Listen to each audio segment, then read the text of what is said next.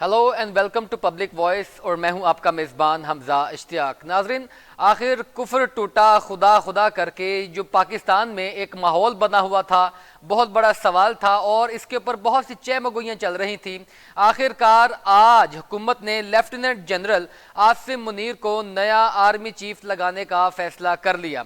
Lieutenant general Asim Munir 2014 में commander force command northern areas तैनात हुए और 2017 में डीजी मिलिट्री इंटेलिजेंस के ओहदे पर फायज हुए, जबकि आसिम मुनीर को अक्टूबर 2018 में डीजीआईएसआई तैनात किया गया था।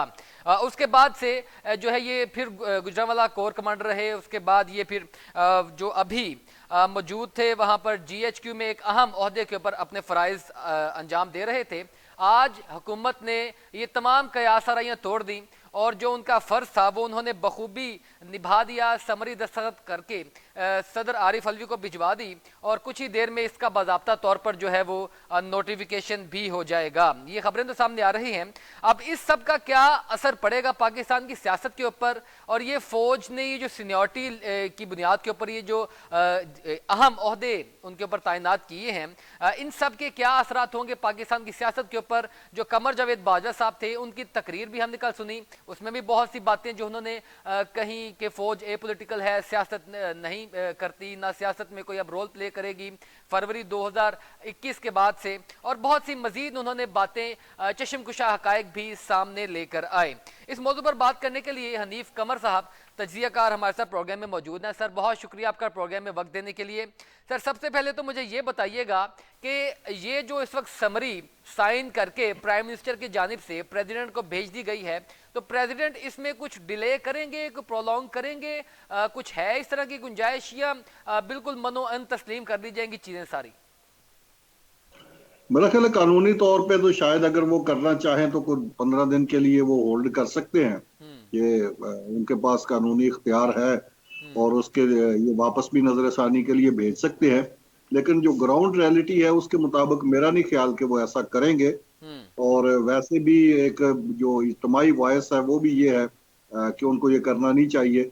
और जिस बंदे को नॉमिनेट कर दिया है बतौर आर्मी चीफ प्राइम मिनिस्टर ने, कैबिनेट ने, और प्राइम मिनिस्टर ने भी तकरीबन तमाम इत्तेहादी जमातों की मुशावरत के बाद उनको किया है। अगरचे आइन में ऐसा कोई तकाजा नहीं कि वो इतनी वसी तर मुशावरत करें, वो हम्म। आज खुद भी ये फैसला कर सकते हैं। हम्म। लेकिन उन्होंने मुनासिब समझा कि अपने इत्तेहादियों को भी इस बारे एतमाद में लिया जाए और उनके कंसेंसस के साथ उन्होंने जो दो नाम अनाउंस किए हैं, जो नामजद किए हैं, जनरल आसम मुनीर साहब को आर्मी चीफ और जनरल साहिर शमशाद मिर्जा को chairman joint chiefs of staff committee, वो समरी अब पहुंच गई है सदर साहब के पास।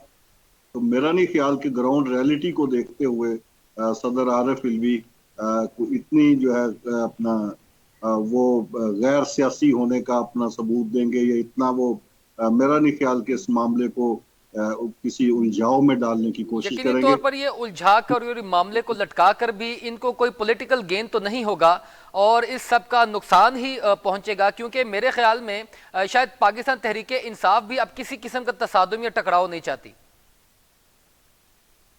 अब मामलात तहरीक इंसाफ के चाहने या ना चाहने से नहीं होंगे। हम्म। अब चूंकि वही होता है जो मंजूर खुदा होता है, और हमारे यहाँ तो यही कहा जाता है ना कि वही करना है जो शेर ने करना है। तो शेर डेफिनेटली। जो है वो हुकूमत होती है वक्त की, हम्म। जो भी हुकूमत हो। जाहिर सी तो ये बात है सर, चूंकि कॉन्स्टिट्यूशन उनको ये एम्पावर कर रहा है चीजें करने के, तो इसमें तो। कॉन्स्टिट्यूशन उनको एम्पावर कर रहा है, ये कॉन्स्टिट्यूशन ने उनको राइट दिया हुआ है। हम्म। जो भी प्राइम मिनिस्टर हो, इससे पहले आप देखें इमरान खान साहब ने जनरल कमर जावेद बाजवा की एक्सटेंशन दी, उन्होंने दे दी। उनके हम्म। पास इख्तियार था कानूनी और आईनी तौर पे, हम्म। उन्होंने दे दी। अब जो मौजूदा प्राइम मिनिस्टर है उनके पास ये इख्तियार है कि वो जिस चाहे सीनियर जनरल को वो आर्मी चीफ लगा दें। और उन्होंने जो लिस्ट है उसमें से जो टॉप के लोग थे, दो उन लोगों को उन्होंने नामजद कर दिया। तो इसलिए अब तहरीक इंसाफ इससे कोई सियासी फायदा कशीद करना भी चाहे तो नहीं कर सकती। तो तो हाँ, अलबत्ता कोई रोडे अटकाएगी तो उसका उसको सियासी तौर पे भी नुकसान होगा, वैसे भी नुकसान तो ये होगा। जो तो 26 मेरा ख्याल है कि नवंबर को आरिफ इमरान जो है, खान साहब इस्लामाबाद पहुंच रहे हैं और वहां पर वो कहते हैं कि बड़े ऐलानात मुतवक्को होंगे और लॉन्ग मार्च, ये हकीकी आज़ादी मार्च, तो ये खान साहब की तमाम तर चीज़ें। और कल जो कमर जावेद बाजा साहब का एक बयान था कि ये साइफर वाला मामला, बैरूनी साजिश वाला मामला, तो ये तमाम तर चीजें खान साहब को डैमेज करती हुई नजर आ रही हैं। इन सारी चीजों को मद्देनजर रखते हुए खान साहब अब ये जो मुतालबा लेकर चल रहे हैं अर्ली इलेक्शंस का, ये मंजूर होता हुआ नजर आ रहा है आपको? देखिए, अब तक तो गवर्नमेंट से निकलने के बाद उन्होंने जितने भी मुतालबात किए या जितने भी थ्योरीज बनाई, जितने भी उन्होंने बयानिए बनाए, वो सब वो अपने तौर पे उसकी प्रमोशन करते रहे, उसकी एडवोकेसी करते रहे, उसकी पूरा प्रोपेगेंडा उसका करते रहे, लेकिन उसको वो किसी ने तस्लीम नहीं किया। चाहे वो बैरूनी मुदाखलत का बयानिया था, वो भी एक हद तक उन्होंने बेचा और उसके बाद खुद भी उसे यू टर्न लिया, और बाकी लोग भी कोई भी उनके इस बयानिए के साथ मुत्तफिक नहीं हो सका। उसके बाद उन्होंने कहा था कि ये आर्मी चीफ जो है ये इनको नहीं लगाने देंगे, इनकी मर्जी का आर्मी चीफ नहीं लगेगा तो हमारी मर्जी का लगेगा। तो इस मामले में भी वो उनको बैकफुट पे जाना पड़ा। आर्मी चीफ उसी की मर्जी का लगेगा जो प्राइम सर, ये मिनिस्टर होगा। खान साहब ने इतने टफ स्टैंड के बाद, इतने टफ स्टैंड के बाद आखिर किन चीजों के ऊपर कॉम्प्रोमाइज किया है? कुछ कार्ड्स तो खान साहब के पास भी होंगे ना? मेरा ख्याल कंप्रोमाइज उन्होंने बिल्कुल नहीं किया। हालात ने उनको कोई स्पेस नहीं दी। उनका असल में स्टांस जो था वो इस कदर गैर आईनी था और गैर माकूल किस्म का मौकफ था उनका कि उसको आईनी सपोर्ट नहीं मिल रही थी कहीं से भी। अब देखिए, अदम एतमाद के नतीजे में उनकी हुकूमत फारिग हुई। सारी दुनिया ने देखा कि उनके जो इत्तेहादी थे वो उनका साथ छोड़ गए और दूसरी पार्टियों के साथ मिल गए। तो अब इसमें कोई बंदा कहता रहे कि ये अमेरिका ने करवाया है, ये फलां ने करवाया है, तो जो सामने स्क्रीन पे नजर आ रहा है पूरी दुनिया उसको देख रही है सर, कि अगर अमेरिका ने स्क्रीन पर तो करवाया बहुत सी है। चीजें नजर आती हैं, लेकिन पस पर्दा भी बहुत से मुहर्रकात होते हैं जो काम कर रहे होते हैं। आपकी बात बजा है कि खान साहब के पास शायद अब वो स्पेस नहीं बची थी कि वो अपनी चीजों को उस तरीके से काउंटर कर पाते। इन सारे लॉन्ग मार्च में भी उन्होंने देख लिया, लेकिन पब्लिक का मोमेंटम तो इमरान खान के साथ है ना। तो यकीनी तौर पर नए जो आर्मी चीफ आ रहे हैं वो इन चीजों को मद्देनजर रखेंगे। आपको क्या लगता है कि वो खान साहब के साथ कोई मामला इस तरह चलाएंगे कि जो नए इंतखाबात की बात है, अर्ली इलेक्शंस की बातें हैं, वो इस तरह कुछ टेबल पे चीजें आएंगी? ये बात आपकी दुरुस्त है कि इमरान खान साहब ने जहां मुख्तलिफ बयानियों को उनको वो उनके असल मकासद हासिल नहीं कर पाए, और असल मकासद ये थे कि वो आर्मी को कह रहे थे कि वो न्यूट्रल ना हो, उनका साथ दे और वह फौरी इलेक्शन करवाए जाएं, और ये सारी जो बातें उनकी अगरचे नहीं मानी गई लेकिन इससे एक मोमेंटम वो बिल्ड करने में कामयाब हो गए पब्लिक में। और बल्कि मैं तो इससे आगे बढ़कर कहूंगा कि वो पब्लिक में एक कल्ट क्रिएट करने में कामयाब हो गए। वो कल्ट जो इमरान खान की हर बात को आंखें और कान बंद करके सुनता सर, है ये और वैसे उस पर इमरान अमल खान करा। के अलावा तकरीबन तमाम सियासी लीडरान का यही हाल है। कोई भी अपने पार्टी के लीडर के ऊपर बात नहीं सुनता, वो कोई भी सियासी वर्कर नहीं सुनता, इमरान खान के वर्कर भी नहीं सुनते, जो कि इंतहाई गलत है। लेकिन ये कतई तौर पर जो है वो महदूद कर देना इमरान खान की हद तक, ये भी थोड़ा सा नामुनासिब है। मेरा ख्याल है ये मेरी राय है, आपकी अपनी राय हो सकती है, लेकिन मेरी राय जो है उसके वो ये है कि इमरान खान सियासत में एक कल्ट क्रिएट करने में कामयाब हो गए। और वो जो कल्ट है वो ऐसे लोगों पर मुश्तमिल है कि उन्होंने हर हाल में इमरान खान साहब की बात पे ही लब्बैक कहना है और उसी की बात को ही दुरुस्त कहना है, चाहे वो अपनी बात जो सुबह करते हैं और शाम में उस पर यू टर्न ले लें, लेकिन वो भी साथ ही यू डेफिनेटली सर, टर्न ले लें। बहुत से उन्होंने अपने मामलात में डिसीजन में यू टर्न लिए, साजिश वाला मामला, फिर ये लॉन्ग मार्च और ये 26 नवंबर और पता नहीं क्या क्या उनके माइंड में चलता होगा बहुत सी चीज़ों के ऊपर। लेकिन तमाम तर सियासी जमातें भी तो ऐसा ही करती हैं। एक जी भुट्टो का नारा लगाकर पीछे लगाता है और दूसरा शेर की बातें करता है। मैं जिस पॉइंट की तरफ आना चाह रहा हूँ वो ये कि ये जो दो नाम अब सामने आ चुके हैं, तकरीबन मामला क्लियर हो चुके हैं, तो ये बिल्कुल वजीर आजम साहब की अपनी मर्जी और मंशा के मुताबिक हुआ है या आसिफ अली जरदारी साहब ने भी इसमें कोई अहम किरदार अदा किया है? ये भी कुछ चीजें सामने आ रही हैं। देखिए, मंशा और मर्जी तो अंडरस्टूड है कि प्राइम मिनिस्टर की ही है, उनको डेफिनेटली सर, ही लेकिन ये किसी ने प्रोजेक्ट कायल भी है तो और किया होगा। उन्होंने ही किया है।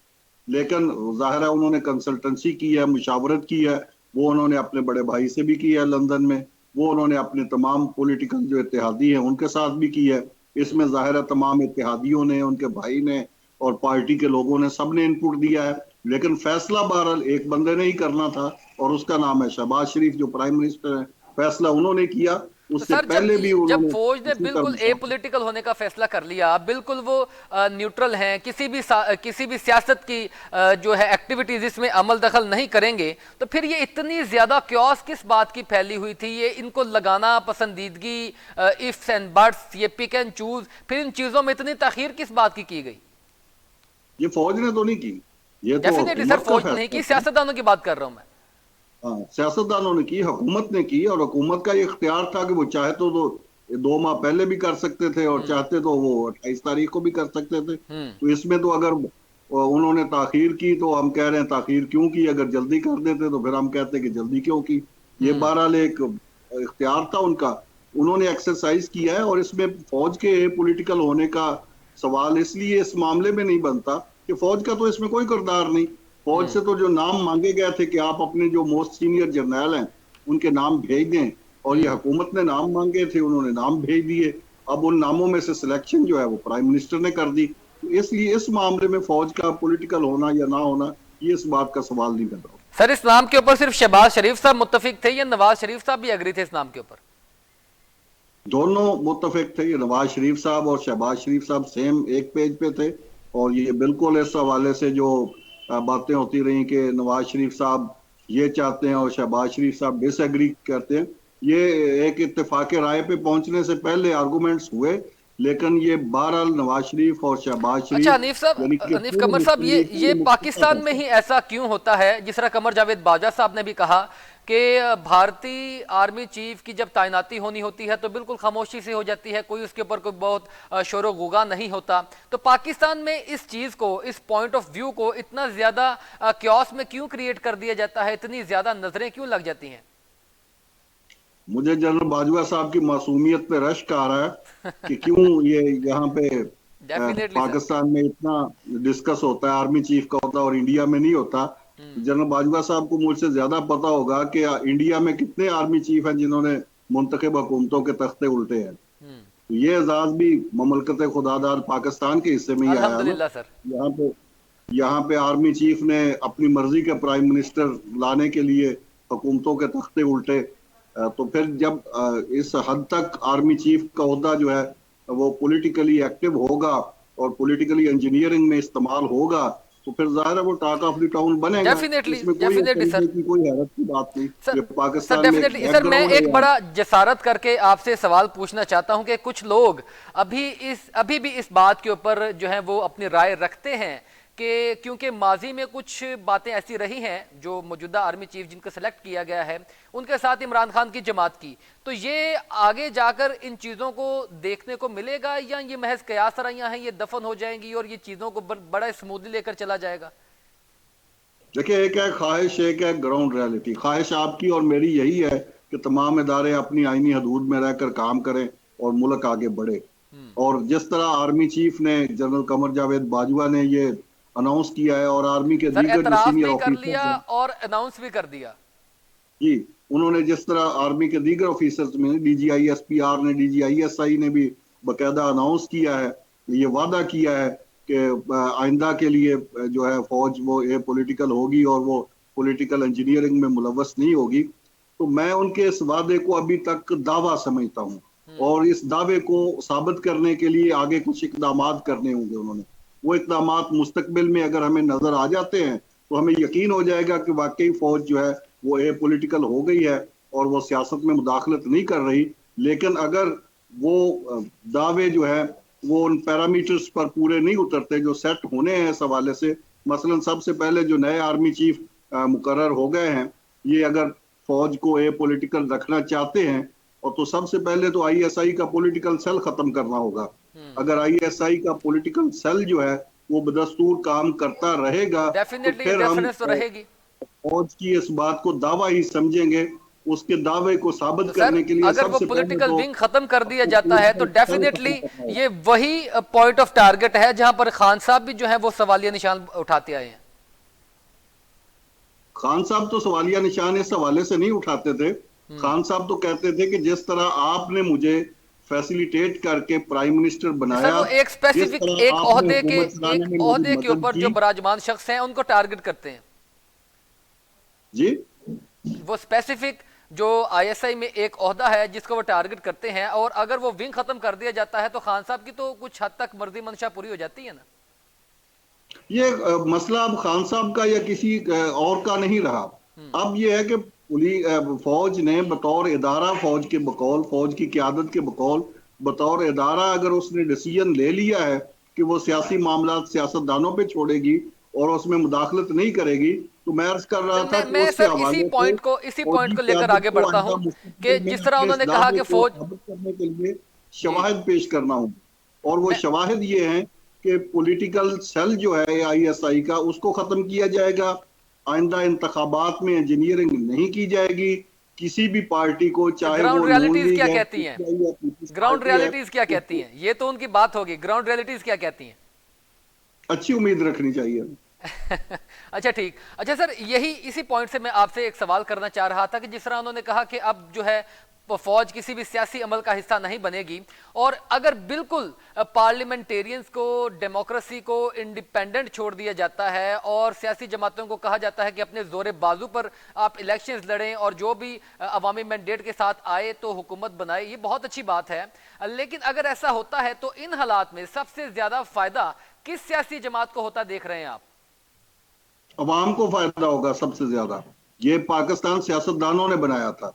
अगर सियासतदान पाकिस्तान को बना सकते हैं तो वो बहुत अच्छा चला भी सकते हैं इसको। इसलिए ये गलत फहमी है हमारी कि सियासतदान हमारे जो हैं वो मुल्क नहीं चला सकते। जो सियासतदान मुल्क बना सर, सकते हैं अवाम वो अवाम के सियासतदान अलावा मुल्क किस सियासी जमात को सबसे ज्यादा फायदा होगा? यार सब सियासी जमातों को फायदा होगा। ये वक्त की बात नहीं होती कि आज जो है उसको, जो हुकूमत में है उसको होगा या अपोजिशन में है। ये तमाम पॉलिटिकल फोर्सेस को इसका फायदा होगा।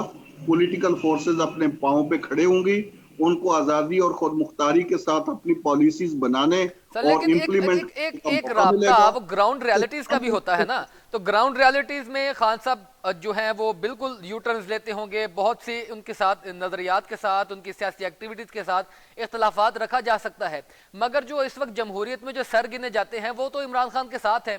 तो अगर फौज बिल्कुल आइंदा इंतखाबात में कोई मुदाखलत नहीं करती तो खान साहब को तो बड़ा इससे एज मिलता है। मैं बेसिकली ये जानना चाह रहा था कि एज मिलता है या नहीं मिलता, या किसी और सियासी जमात को मिलता है? जो भी सियासी जमात फौज के कंधों पे सियासत करती रही है या आइंदा भी करना चाहती है उसको नुकसान होगा, और जो डेफिनेटली। अपने जोर बाजू पे सियासत करना चाहती है उसको फायदा होगा।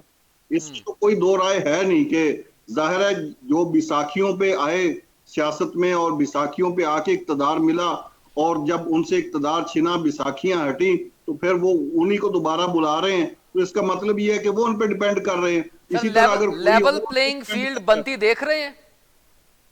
जी, लेवल प्लेइंग फील्ड बनता देख रहे हैं?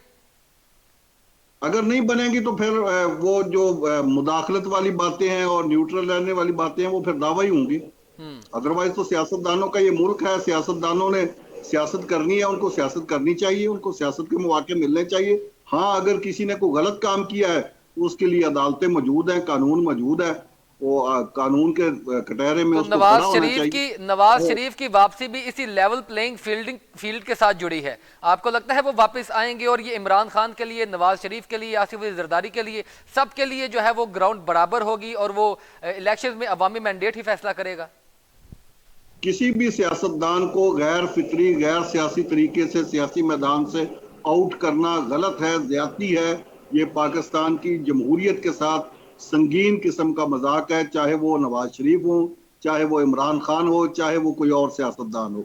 किसी भी सियासतदान को आप अपनी जाती पसंद और नापसंद की बुनियाद पर मैदान से आउट करेंगे तो इसके नुकसान होंगे। तो बिल्कुल आप मैदान तमाम से आउट सियासतदान करना भी गलत है, लेकिन मैदान से भाग जाना भी गलत है। नवाज शरीफ के ऊपर तो ये बहुत बड़ा एक जो है ये सवालिया निशान है ना। क्या आपने नवाज शरीफ साहब से पूछा कि वो भागे हैं? सर देखें, ये चीजें तो नजर आती हैं। नजर कैसे आती है? उनको तो हुकूमत ने खुद परमिशन दी, वो इलाज के लिए गए सर हुए अब थे। उनकी हुकूमत है और वो बिल्कुल सेहतमंद है, तो पाकिस्तान वापस क्यों नहीं आ रहे? किन चीजों का इंतजार किया जा रहा है? तो मैं कह रहा हूं कि जो मुदाखलत माजी में होती रही उसी मुदाखलत के नतीजे में वो बाहर गए हैं। तो आपको सर नहीं पता कि अब तो मुदाखलत खत्म, आप वापस आते हुए नजर आ रहे हैं। एक वक्त था कि परवेज मुशर्रफ साहब ने पूरी की पूरी मुस्लिम लीग जो शरीफ फैमिली है सबको जिला वतन कर दिया था। सर वो तो तो बहुत उसके तल्ख बाद हकीकतें हैं, बहुत तल्ख माजी है, लेकिन वो पीछे रह गई ना। अब नवाज शरीफ साहब वापस आ रहे हैं या नहीं इस सूरत हाल के बाद, क्योंकि आर्मी चीफ भी उनके भाई का लगाया हुआ आ गया है, तो ये मामला तो बेटर हो रहे हैं। आज एक बहुत ही तारीखी दिन मैं कहूँगा, बहुत अहम दिन पाकिस्तान की, उस सियासत में भी, पाकिस्तान की पूरी तारीख में, मुल्क के खुदादात के, क्योंकि ये बहुत अहम मामला होता है पाकिस्तान के एक इंतहाई सुप्रीम इंस्टीट्यूशन में जो एक अहम तैनाती होनी होती है। ये पाकिस्तान के बहुत से मुस्तकबिल के साथ जो है इसकी चीज़ें क्लियर हो जाती हैं कि पाकिस्तान की डायरेक्शन क्या होगी। और हमेशा से फ़ौज जो एक बड़ा प्रोफेशनल इदारा रहा है, कौमी सलामती के ऊपर कभी कंप्रोमाइज़ नहीं किया और हमेशा पाकिस्तान को हर मुश्किल में यही इदारा सपोर्ट करता आया है। अब सियासतदानों की अपनी रसाकशी, खींचातानी, यकीनी तौर पर एक दूसरे के ऊपर ब्लेम गेम, वो तो सियासतदानों का काम है और वो करते हैं और करते आए हैं। लेकिन अब इन हालात में देखना यह है कि पाकिस्तान की एक बड़ी सियासी जमात सड़कों पर है, दूसरी बड़ी सियासी जमात हुकूमत में है, लेकिन उनके बड़े कायदीन जो हैं वो पाकिस्तान से बाहर हैं। तो इस सारी सूरत हाल में लेवल प्लेइंग फील्ड का क्या मुस्तकबिल नजर आ रहा है, बनता नजर आ रहा है या नहीं बनता नजर आ रहा। और इन हालात में इमरान खान साहब जो सड़कों पर हैं, उनके साथ अब ये मामला कैसे तय पाए जाएंगे, क्या वो अभी भी बजिद रहेंगे, डटे रहेंगे, और इन हालात में हुकूमत का अगला लाहा अमल क्या होगा। इस मौजू पर बात कर रहे हैं हनीफ कमर साहब, सीनियर तज्जियाकार। सर बहुत शुक्रिया आपका दोबारा प्रोग्राम में वक्त देने के लिए। हनीफ कमर साहब, ये पहले तो मैं आपसे उसी सवाल से कंटिन्यू करूंगा जो ब्रेक से पहले मैं आपके पास छोड़कर गया, कि इन हालात में, क्योंकि अब तो वो मुदाखलत वो एतराफ़ कर चुके कि पहले थी अब नहीं है, तो नवाज शरीफ के लिए तो बड़ी ग्राउंड क्लियर है, क्योंकि वो आए और अपने वोटर्स को मोबिलाइज करें, वरना इस पेस का फायदा इमरान खान को हो रहा है। आप मुस्तकबिल करीब में नवाज शरीफ को वापस आता देख रहे हैं अब? मेरा ख्याल है हमजा साहब, ये जो तकर्रियां आज हुई हैं, नामजदगियां अभी तक हैं, तकर्री तो प्रेसिडेंट अप्रूव करेंगे तो तकर्री भी हो जाएगी। इसके बाद सियासत में जो भूचाल एक तरह से चला आ रहा था ना, उसके थमने की तवक्को की जा रही है। और मेरी जो इत्तलात है उसके मुताबिक तो ये जनरल आसिम मुनीर साहब को जो बनाया गया है, तो ये इमरान खान साहब को भी पहले कन्वे कर दिया गया था और उन्होंने भी इस पर रजामंदी जाहिर कर दी थी। तो इसीलिए कोई रेजिस्टेंस नहीं आई जी, इसीलिए खान साहब की जानिब से कोई रेजिस्टेंस नहीं आई, क्योंकि ये नाम तो तकरीबन 2-3 दिन से गर्दिश में था। हाँ, 2-3 दिन पहले से ही उन्होंने कहा था कि चलें ठीक है, अगर आपने उसको करना है तो। दूसरी बात जो है उनकी तरफ से थी, इमरान खान साहब की तरफ से, कि फिर जनरल साहिर शमशाद मिर्जा को जॉइंट चीफ ऑफ स्टाफ बना दें, चेयरमैन बना दें। इस पर तहफ़्फ़ुज़ात थे मुस्लिम लीग को, खासतौर पर नवाज शरीफ साहब को थे, क्योंकि वो समझते थे कि जनरल साहिर शमशाद मिर्जा जो है वो नरम गोशा रखते हैं पीटीआई के हवाले से। तो इस हवाले से वो चाहते थे कि उनकी जगह पे जनरल अजहर अब्बास को बनाएं या किसी और जर्नल को बनाएं। लेकिन ये उनकी एक राय थी और उस राय से डिफर किया शहबाज शरीफ साहब ने भी, और उन्होंने उनको कायल किया अपने भाई को। और फिर आसिफ अली जरदारी साहब ने इस मामले में बड़ा अहम किरदार अदा किया। आसिफ अली जरदारी साहब ने कहा कि चले, अगर हम इतनी बात उनकी मान लेते हैं तो ये खुश उसलूबी से मामला हल हो जाएगा। और फिर ये है कि ये जो आर्मी चीफ और जो फौजी लीडरशिप है उसकी जो अच्छा हनीफ साहब, वैसे मैं ये मेरा बनता तो नहीं सवाल, लेकिन फिर भी एक नाकसुल अकल होने के नाते से मैं सवाल करता हूँ, जसारत करता हूँ। ये फिर बड़ा अच्छा ये मंसूबा, बड़ा अच्छा हल निकाला गया कि चीफ जो है वो chief of army staff Asim Munir को और joint chief of army staff Sahir Shamshad Mirza को लगाकर तमाम तर जो है वो पार्टीज तकरीबन अपनी अपनी जगह पर मुतमिन हो किसी जगह पर। तो इसका मतलब ये है कि ये मैं सवाल जो करना चाह रहा था कि ये जो हुआ, फिर आपकी बादी नजर में ये बेहतर हुआ पाकिस्तान के मुस्तकबिल के लिए? असल में अगरचे इख्तियार था प्राइम मिनिस्टर का कि वो जिसको मर्जी लगाते, लेकिन उन्होंने कहा कि ये इख्तियार को मैं एक्सरसाइज भी करूं और इसको ऐसे अंदाज से एक्सरसाइज करूं कि ज्यादा से ज्यादा इस हवाले से मुझे हमायत मिल सके दूसरे लोगों की। तो इस हवाले से उन्होंने अकोमोडेट करने की कोशिश की। ये ऐसे ही है जैसे इख्तियार तो था उनका, लेकिन वो ना भी करते तो फिर भी यही होना था। और दूसरी जो बात थी कि सीनियरिटी पे भी ये दोनों ही आते थे। अगर सीनियरिटी जो फौज की तरफ से सीनियरिटी लिस्ट भेजी गई थी उसके मुताबिक भी ये दोनों टॉप पे थे, तो वो उस हवाले से भी करना था। स्मार्ट डिसीजन, ये एक बड़ा स्मार्ट डिसीजन था उनका। अच्छा, कह सकते हैं कि ऐसा हुआ। और इस हवाले से फिर एक ये भी इस पे लॉजिक पेश की आसिफ अली जरदारी साहब ने कि अगर आप इन दोनों मोस्ट सीनियर जर्नैलों को नजरअंदाज करेंगे या जनरल साहिर को नजरअंदाज करेंगे, उसके बाद जाएंगे तो फिर एक एतराज के लिए एक बात निकलेगी। लेकिन अगर आप इन दोनों को कर देंगे तो फिर किसी का एतराज नहीं बनेगा, और फिर इमरान खान साहब के पास भी कोई लॉजिकली ऐसी बात नहीं होगी कि वो जिसका डंडोरा पीटेंगे, देखें जी इन्होंने मोस्ट सीनियर 2 जर्नैलों को छोड़ के आगे किसी को लगा दिया, या कोई और बात कर यानी नहीं ये होगी। बात हकीकत के करीब है कि आसिफ अली जरदारी साहब ने ये जो दूसरे ओहदे के लिए कन्विंस किया हुकूमत को, उन चीजों में एक अहम किरदार अदा किया। जी बिल्कुल, इस हवाले से आसिफ अली जरदारी साहब ने शहबाज शरीफ साहब से मिलकर उनको कायल किया इस बात पर, और इस हवाले से उनकी मियां नवाज शरीफ साहब से भी बात हुई, साक डार साहब के साथ भी बात हुई, और ये पूरा एक उन्होंने इस हवाले से यूं आप कह सकते हैं कि लॉबिंग की आसिफ अली जरदारी साहब ने। तो इस तरह ये मामला जो है वो अंजाम को पहुंचा।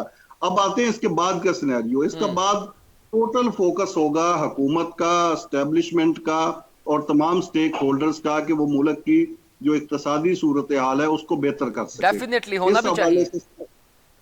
इस हवाले से सारा फोकस हुकूमत का होगा, और ये जो बातें हो रही हैं कबल अज वक्त इलेक्शन या को पहले हो जाएगा, ये बिल्कुल टोटली अभी तक इस हवाले से ये इस एक किस्म का आप यूं कह लें कि ये 100% ये कंफर्म है कि इलेक्शन वक्त पे होंगे, उससे पहले नहीं होंगे। बिल्कुल, मैं सर इसी जानिब आ रहा था कि ये अब ये एक बड़ा फैसला हो गया। इमरान खान साहब सड़कों पर हैं, नए आर्मी चीफ के जो उन्होंने आना है, वो आते ही उनकी कोशिश तो यही होगी कि मुल्क के अंदर ये जो क्यास फैला है, ये जो अफरा तफरी है, इसको टैकल किया जाए, हुकूमत को जितनी हो सकता है सपोर्ट मिले ताकि इन मामलात को टैकल किया जाए। तो इस टैकल करने के सिलसिले में कहीं इमरान खान के साथ उनके मुतालबात को सुना जाएगा, बैठा जाएगा, या बिल्कुल उनको तन तनहा छोड़ दिया जाएगा कि ठीक है आप करते रहे, हम अपनी मईशत की जानिब फोकस करते हैं। क्योंकि अगर सिर्फ ऐसा किया गया तो मईशत तो संभलने वाली नहीं, सियासी अदम इस्तेहकाम रहेगा। तो खान साहब के साथ कहीं इन चीज़ों में नरम गोशा पैदा होता हुआ नजर आ रहा है हुकूमत के हलकों में,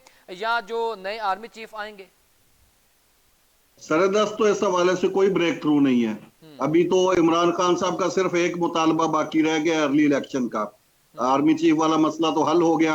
अब इस पे अगर कोई वो फड्डा डालेंगे तो फिर भी अपने लिए खराबी पैदा करेंगे, और अगर नहीं डालेंगे तो फिर समझे ये और 2 घंटे बाद ये मसला हल हो जाएगा, ये फाइनल उनकी अप्रूवल हो जाएगी। ये आर्मी चीफ वाला मसला तो हल हो गया। अब है कि उनका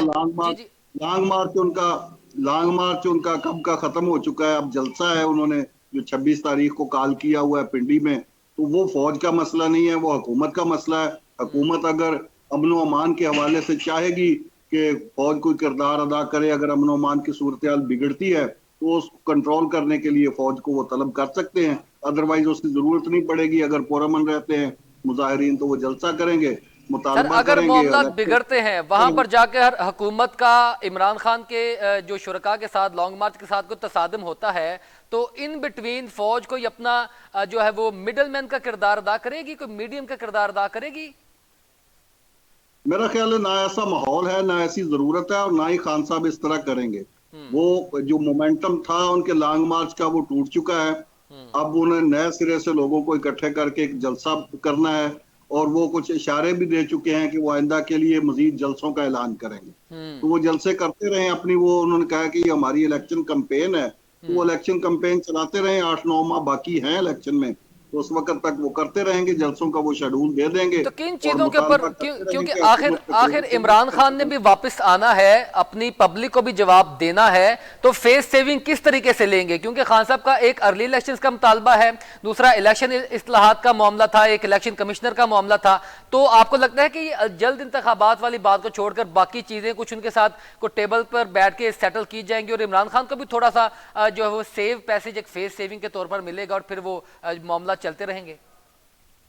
देखिए, सियासत में आपको उस वक्त कंसीडर किया जाता है जब आपकी कोई वेटेज हो, जब आपकी अहमियत हो। जितनी आपकी अहमियत होती है उतनी ही आपको कंसीडरेशन मिलती है सियासत में। ये कोई यहाँ पे कोई ऐसा अखलाकी असूल नहीं है कि आप अपना कोई ताल्लुकात निभाते हुए किसी को एक्स्ट्रा फेवर देंगे, ऐसा नहीं होता। इमरान खान साहब असेंबली से बाहर चले गए, ये उनकी सियासी गलती थी। उस सियासी गलती का खमियाजा इमरान खान साहब को ही भुगतना है। ये जो चीफ इलेक्शन कमिश्नर के मामले में, इलेक्शन इस्लाहात के मामले में, दीगर कानूनी और आईनी जो इस्लाहात है उनकी जो बात कर रहे हैं, ये बड़ी वैलिड बात है। लेकिन ये सारे के सारे मामलात असेंबली के फ्लोर पे होने हैं, असेंबली पर होने थे, पार्लियामेंट सड़कों में पर होने नहीं होने थे। हैं। और बिल्कुल ठीक आपकी बात। अनफॉर्चुनेटली इमरान खान साहब पार्लियामेंट से बाहर हैं, सड़कों पर ये मामलात हल नहीं हो सकते। सड़कों पर इलेक्शन ठीक कैंपेन ठीक सर, चलाई आपका जा पॉइंट। सकती है, सर वो अगली चलाई तरफ जाए। चलते हैं। कुछ कयास आराइयां, कुछ चय मगोइयां, कुछ अफवाहें ये भी आती हैं कि शायद आप कुछ टेक्नोक्रेट गवर्नमेंट के बारे में सोचा जाए, कुछ टाइम के लिए उनको लेकर आया जाए, ये जो इक्तसादी सिचुएशन को कंट्रोल करने के लिए, कुछ इस तरह की बातों में सदाकत है?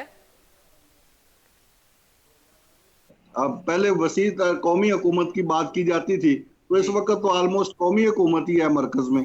तमाम तो सियासी जमातें सिवाय पीटीआई के हुकूमत में है, बल्कि पीटीआई का भी एक धड़ा पार्लियामेंट के अंदर मौजूद है, जो उनको मुनहरिफ अरकान जिनको कहा जाता है। सर वो तो उसको ऑन नहीं अब करते ना। बात यह है कि ये अहम तैनाती हो चुकी, बहुत से मामला सेटल हो चुके। यकीनी तौर पर अब हुकूमत का, नए आर्मी चीफ का यही मौकफ होगा, यही डायरेक्शन होगी कि पाकिस्तान को इकोनॉमिकल कंडीशंस में स्टेबल किया जाए। ये जो इंस्टेबिलिटी है इसको ख़त्म किया जाए। बहुत से लोगों के साथ वो राब्ते करेंगे। यकीनी तौर पर सियासी जमातों को भी इस चीज़ के ऊपर सोचना पड़ेगा, एक नए तरीके से सारी डायरेक्शन डिसाइड करना पड़ेगी, ताकि पाकिस्तान के अंदर से ये जो क्यास है ये ख़त्म हो और मामला बेहतर हो सके। हनीफ कमर साहब हमारे साथ मौजूद हैं। हनीफ साहब, मुझे अब ये बताइएगा कि किस सियासी जमात को आप सबसे ज़्यादा पॉलिटिकली इस वक्त मजबूत देखते हैं, उसके स्ट्रक्चर को, उसके फ्यूचर को, उसके वोट बैंक को? क्योंकि अल्टीमेटली मामला तो इलेक्शंस की तरफ ही जाना है, वो चाहे अर्ली इलेक्शंस हो या फिर अपने वक्त पर हो, क्योंकि वो भी तो इतनी दूर नहीं रह गए।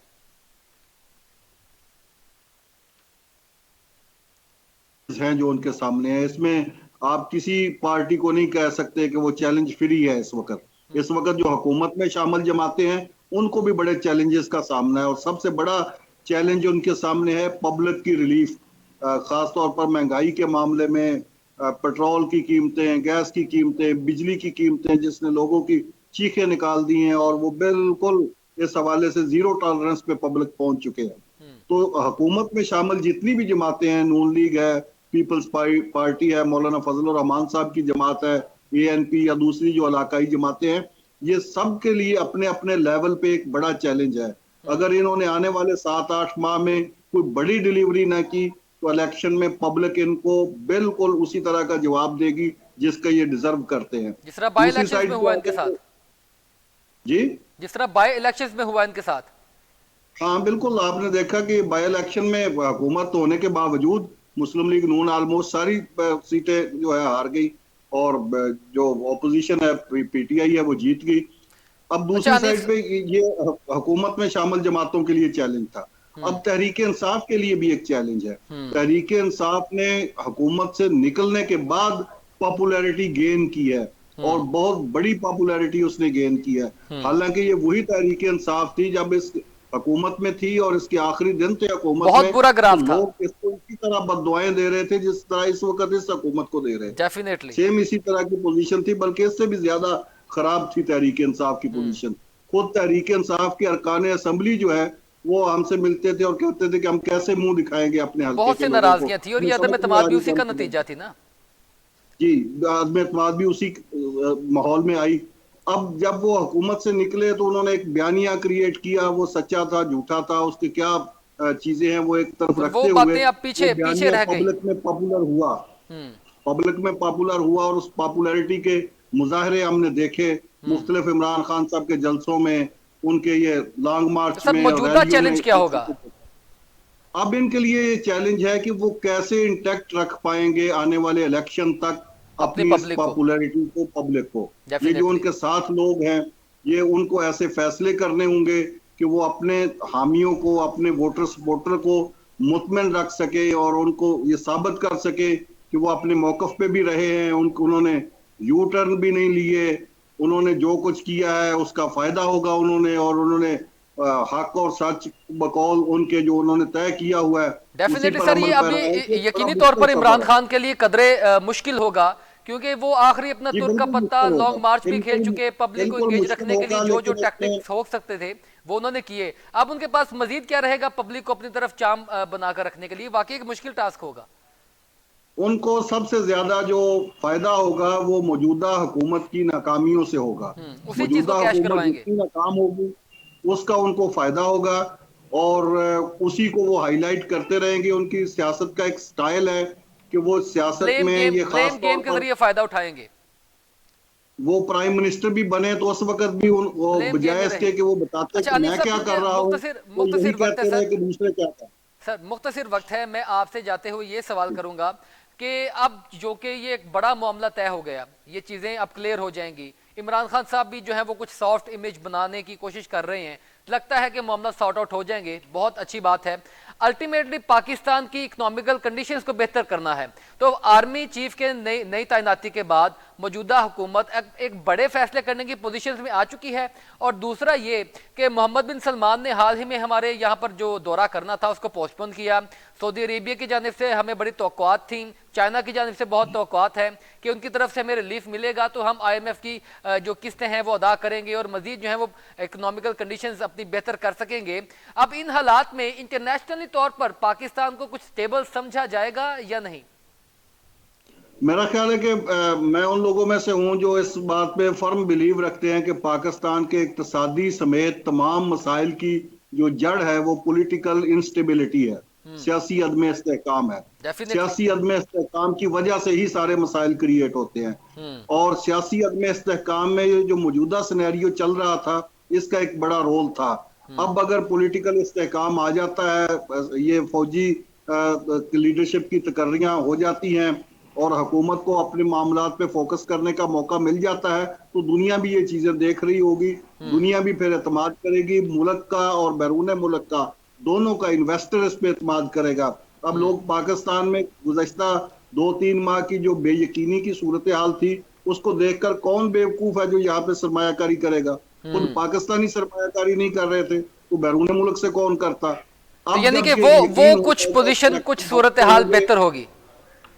जी इंशाल्लाह। अब उम्मीद होगी कि सूरत इलेक्शन वक्त पे होंगे, सियासी इस्तेहकाम आएगा, बैरूनी सरमायाकार जो है वो भी रुख करेगा इधर का। जो बैरूनी आपके दोस्त ममालिक हैं वो भी आपके लिए वो कोई सॉफ्ट कॉर्नर मजीद यकीनी क्रिएट तौर पर करेंगे। सर और पाकिस्तान उस की सियासी पाकिस्तान जमातों के ने भी अंदर इधर उधर छलांगे उस लगाकर देख लिया कि अब जो होगा वो आईनी तरीके से ही होगा। मौजूद बड़े बड़े इन्वेस्टर जो हैं वो भी अपनी सरमायाकारी करेंगे जिससे बिल्कुल मामला ठीक। बेहतर हनीफ होंगे। कमर साहब, सर आपका पॉइंट आ गया, बहुत शुक्रिया आपका प्रोग्राम में वक्त देने के लिए।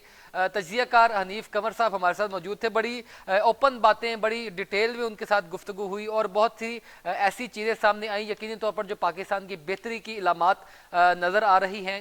क्योंकि एक ये जो क्योस था, ये क्योस ही पाकिस्तान की इंस्टेबिलिटी का, पॉलिटिकल इंस्टेबिलिटी का, इकोनॉमिकल इंस्टेबिलिटी का ये एक बहुत बड़ा इसकी जो ब्लंडर था, पीछे जो रीज़न थी वो यही था। तो अब ये एक अहम तैनाती, उसके बाद ये इलेक्शंस की बातें तकरीबन फाइनलाइज हो चुकी हैं और ये जो सारा माहौल बना हुआ है इसमें बहुत बेहतरी आने वाली है। तो यकीनी तौर पर उसका फायदा पाकिस्तान के मौशी लिहाज से भी होगा, इंटरनेशनल वर्ल्ड भी हमें उस तरीके से देखेगा, हमारे साथ ताउन करेगा कि वहां पर अब हालात बेहतर हैं, वो अपनी खाना जंगी वाली सूरत हाल नहीं है। तो ये फायदा तो पाकिस्तान को होगा। तो जो नए आर्मी चीफ आए हैं, जो आसिम मुनीर साहब हैं, हम उनके भी दुआगो हैं, पाकिस्तान के लिए दुआगो हैं कि पाकिस्तान के हक में हो, जो भी हो वो बेहतर हो। और जो हमारी सियासी जमातें हैं इनको भी अल्टीमेटली देखना होगा कि हमारी कुछ रेड लाइंस हैं, हमारी कुछ बाउंड्रीज हैं जो कौमी सलामती की हैं, उनको डिस्टर्ब नहीं करना। बाकी ब्लेम गेम, रस्साकशी, खींचा तानी ये तो सियासत का हिस्सा है और सियासतदान ये नहीं करेंगे तो क्या करेंगे, और इसी के जरिए वो लहू गर्म रखेंगे पब्लिक का और अपने वोटर्स को भी इंगेज करेंगे। अब दूसरा बड़ा सवाल इस सारे मैच के बाद सियासत पर आता है कि अब सियासतदान क्या करेंगे, इमरान खान साहब की अगली हिकमत अमली क्या होगी, पाकिस्तान मुस्लिम लीग नून क्या करने जाएगी, पाकिस्तान पीपल्स पार्टी को किस हद तक गिव एंड टेक का फायदा हुआ है, पीडीएम के ये इत्तेहादी हुकूमत के साथ जुड़कर या नहीं, नवाज शरीफ साहब वापस आएंगे या नहीं, लेवल प्लेइंग फील्ड तैयार होगी या नहीं। सवालात तो अभी भी बहुत हैं, लेकिन ये वो सवालात हैं जिससे कुछ अब मामला डेडलॉक से बढ़कर आगे की जानिब फॉरवर्ड करेंगे। नाजरीन, आज के प्रोग्राम से इतना ही। अपने मेज़बान हमजा इश्तियाक को इजाज़त दीजिए। अल्लाह पाक हम सबका हामी नासर हो। अल्लाह हाफ़िज़।